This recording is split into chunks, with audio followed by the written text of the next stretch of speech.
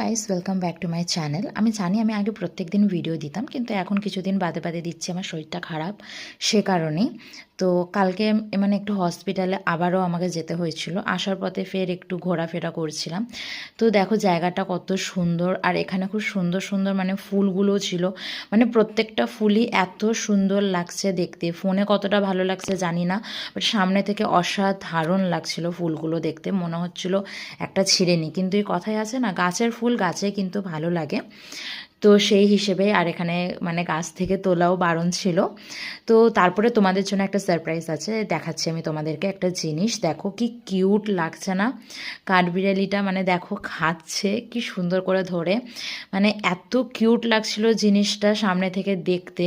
তো আমি ভাবলাম তোমাদেরকেও একটু দেখাই।